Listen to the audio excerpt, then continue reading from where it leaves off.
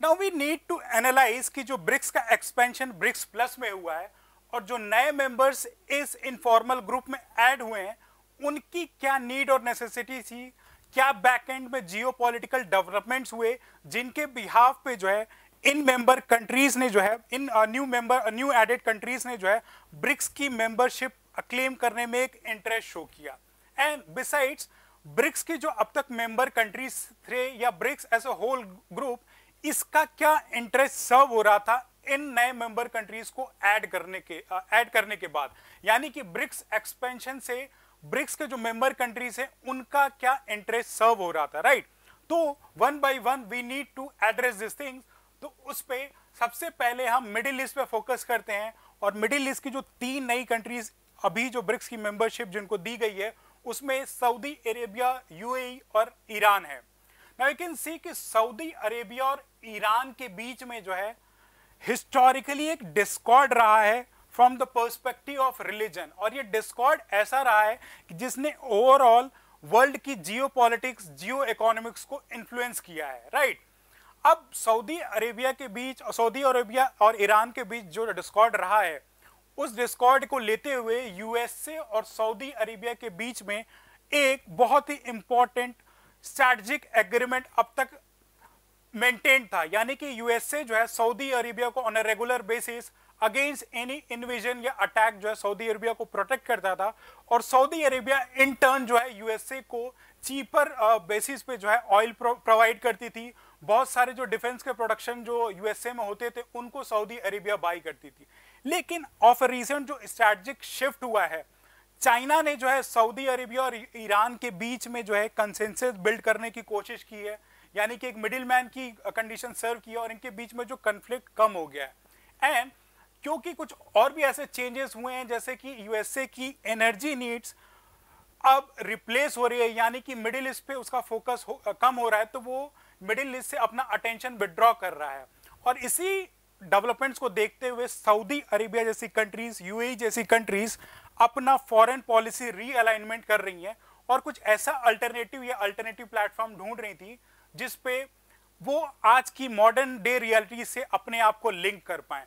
तो इस बिहाफ से सऊदी अरेबिया, यूएई और ईरान का जो है ब्रिक्स का मेंबरशिप क्लेम करना बहुत ही इंपॉर्टेंट और रेलेवेंट हो जाता है।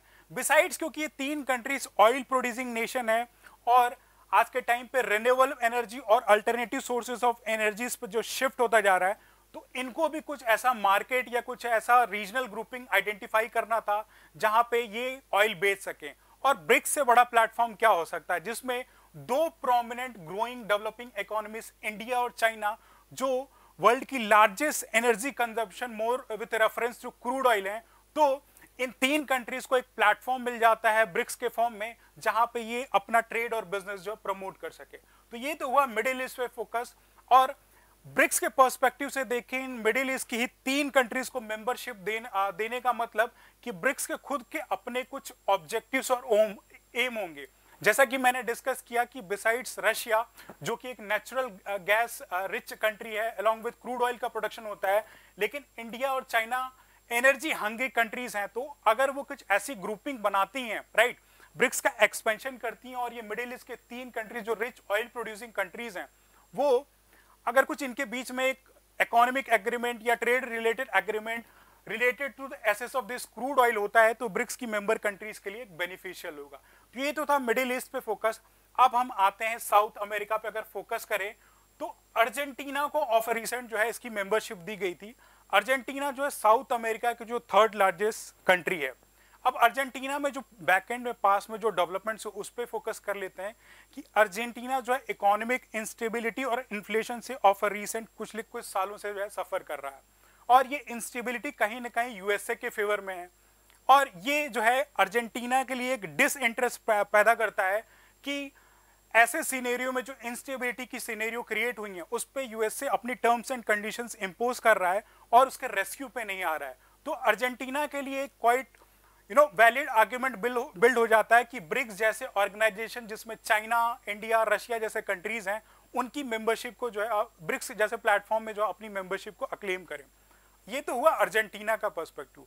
लेकिन अगर ब्रिक्स में अर्जेंटीना का एडिशन हो जाता है तो ब्रिक्स के मेंबर्स के लिए कैसे फायदा होता है?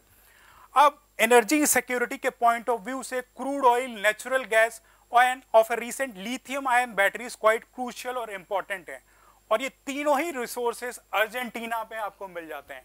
यानी कि अर्जेंटीना में लिथियम के बहुत सारे रिजर्व्स अवेलेबल है, यहाँ पे नेचुरल गैस का प्रोडक्शन अवेलेबल है, along with the crude oil का प्रोडक्शन अवेलेबल है। तो अगर ऐसी कोई कंट्री ब्रिक्स की जो मेंबरशिप अगर क्लेम करती है तो ब्रिक्स के मेंबर के लिए जो एनर्जी रिसोर्सेज की एसेसिबिलिटी है वो बढ़ जाएगी। इस हिसाब से दोनों का जो है पॉइंट जो है अपना मीट आउट होता है। Now coming to the next, अब हमने 4 कंट्रीज का देख लिया है कि क्यों ज्वाइन किया ब्रिक्स को, उससे क्या फायदा और इन कंट्रीज के पीछे क्या पॉलिटिकल डेवलपमेंट हो रहे थे जिसके बिहाफ पे ब्रिक्स की जो मेंबरशिप अक्लेम की। अब आते हैं अफ्रीकन कॉन्टिनेंट में, राइट। अब अफ्रीकन कॉन्टिनेंट की 2 प्रोमिनेंट कंट्री है, that is Egypt along with Ethiopia, जिन्होंने इसकी मेंबरशिप को अक्लेम किया है। अब यहाँ पे एक डेवलपमेंट देख लेते हैं कि इथोपिया में पिछले कुछ सालों में जो है एक इंस्टेबिलिटी क्रिएट हुई है। यहाँ पे रेगुलर बेसिस पे कू हुआ है, फूड क्राइसिस हुई है, और यूएसए ऑलरेडी जो है यहाँ पे इथोपिया में एक्टिव था, फूड एड दिया, इथोपिया को जो है रेगुलर बेसिस पे फाइनेंशियल बेलिंग करता रहा है, फूड एड प्रोडक्शन करता रहा है। लेकिन जैसे ही ये इंस्टेबिलिटी इथोपिया में क्रिएट हुई, यूएसए ने जो है अपना जो फूड का एड, जो भी फूड एड इथोपिया को देता था उसको विड्रॉ कर लिया और इसके असिस्टमेंट में नहीं आया। तो इथोपिया भी कुछ ऐसा प्लेटफॉर्म ढूंढ रही थी ग्लोबली जो इस लूप होल को मीट आउट कर सके। एंड ऑफ रिसेंट चाइना भी जो है इथोपिया में काफी स्ट्रक्चरल डेवलपमेंट कर रहा है। तो इथोपिया का एक positive inclination more related to China और in the larger extent BRICS की तरफ होता जा रहा है। तो ये इस तरह से जो है इथोपिया का नीड और नेसेसिटी ब्रिक्स में अपनी मेंबरशिप को अक्लेम करते हुए मीट आउट होता है। अब ब्रिक्स को इथोपिया से क्या फायदा है? ब्रिक्स एज यू नो कि इन मेंबर्स के ऐड होने के बाद 45% ऑफ द वर्ल्ड पॉपुलेशन हो जाएगा, और इथोपिया अफ्रीकन कॉन्टिनेंट की एक ऐसी कंट्री है जिसकी पॉपुलेशन अपराइज हो रही है, यानी कि बढ़ती ही जा रही है। तो अगर ब्रिक्स की ऐसी कोई कंट्रीज जहां पे अपराइजिंग पॉपुलेशन अगर मेंबरशिप अक्लेम करती है तो with the perspective of a future, with the perspective of economy एक क्वाइट बेनिफिशियल है। अब न्यू यूथ पॉपुलेशन अगर एडअप होती जाएगी तो more emphasis on education, more emphasis on research and development होगा। तो ये ब्रिक्स के फ्यूचर के लिए बहुत बढ़िया है कि इथोपिया की मेंबरशिप को जो है एक्सेप्ट करे। बिसाइड्स इथोपिया जो है एक ऐसे इंपॉर्टेंट स्ट्रेटेजिक लोकेशन पे सिचुएटेड है, राइट। यू कैन सी कि यहाँ पे स्टेट ऑफ हॉर्मोज है जहां से international trade through Swiss canal यहाँ पे शिप्स का मूवमेंट होता है, और ये रीजन जो कि पायरेसी के लिए जाना जाता है, यहाँ पे समुद्री डाकू होते हैं। तो अगर ब्रिक्स की मेंबर कंट्रीज की अगर कुछ ऐसी स्ट्रेटेजिक लोकेशन है तो उनके साथ अगर बेटर रिलेशन है तो इंटरनेशनल ट्रेड के लिए बढ़िया है।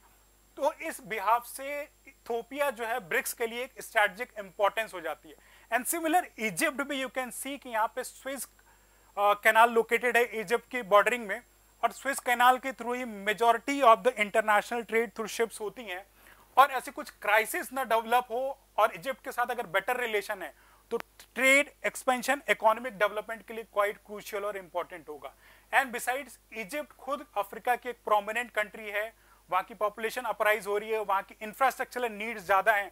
तो इजिप्ट को भी कुछ ऐसा प्लेटफॉर्म चाहिए था जहां पे उसको रेगुलर बेस पे फंडिंग मिल सके।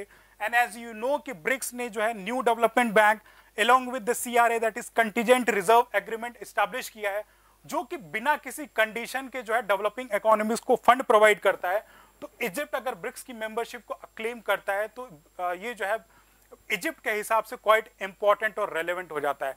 तो ये 5 डायमेंशन है जिस पे हमने डिस्कस किया कि पॉलिटिकली कैसे इन कंट्रीज को असिस्ट करती है, इकोनॉमिकली कैसे ब्रिक्स और ब्रिक्स में जो एडेड मेंबर उनको बेनिफिट मिलता है, क्या जियो स्टैटिक इंपॉर्टेंस है, बिसाइड्स ह्यूमन कैपिटल जो हमने इथोपिया का इशू डिस्कस किया वो कैसे इंपॉर्टेंट और रेलेवेंट है।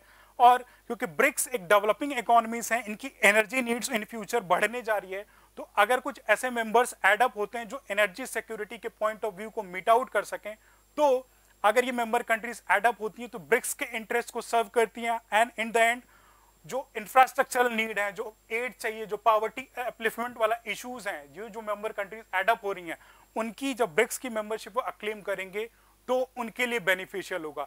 तो कैसे आप देख सकते हैं कि ये एक symbiotic relationship between BRICS permanent जो इनिशियल ब्रिक्स मेंबर्स हैं और जो नए मेंबर्स हैं उनके बीच में जो बिल्डअप होता है। तो ऐसे वी कैन एनालाइज कि ये डेवलपमेंट जो है ग्लोबल गवर्नेंस को कैसे इंपैक्ट करेंगी और ब्रिक्स का इंटरनेशनल प्लेटफॉर्म पे जो है से कैसे बढ़ जाएगा।